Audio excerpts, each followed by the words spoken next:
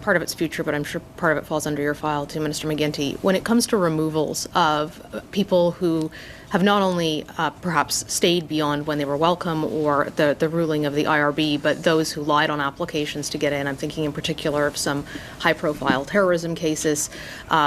Speaking to experts who study the CBSA and immigration enforcement in Canada, they've said that, well, the numbers have gone up exponentially over the last year. There still is not enough capacity to deal with the kind of surge that we could be seeing in light of the new measures you're bringing in. Are you looking at increasing the size and resources of the inland enforcement abilities of the CBSA? And my concern on this, to the point you raised with David, is some of the legislative sort of sclerosis that we've been in the last. It's not because of one of the reasons for prorogation was because of the state of affairs currently in this Parliament, where Conservatives have been monkeying around since the resumption of the House in the fall, and even before then. I proposed asylum reform in the last budgetary cycle. It got ripped out and smoked at committee. So this is something that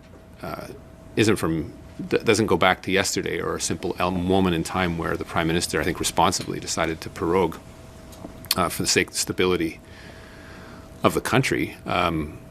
This goes back to a year ago, and people playing games. This isn't new. This capacity of the Immigration Refugee Board to keep up has not been what it should be. It has been able to get more resources through various budgetary cycles to increase its capacity and I think increase efficiency. This is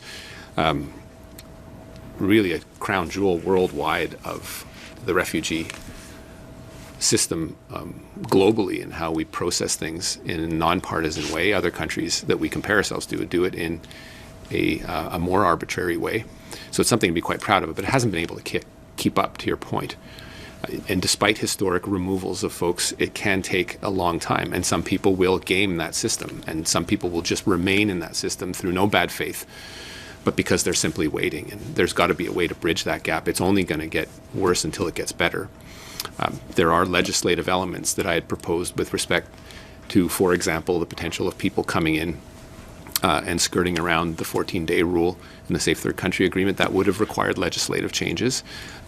Elements around mass cancellations of visas that we want to use to align ourselves to some of the tools that the U.S. has. I think it's important when you think of a North American perimeter.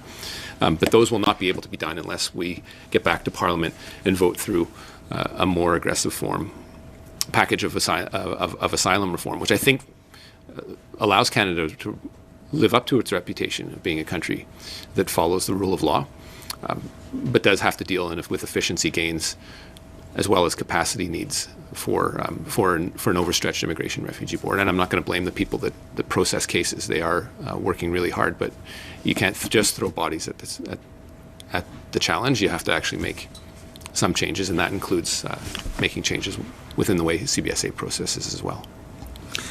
This puts an end to this press conference. Merci beaucoup pour votre Minister McGuinty, are you running again?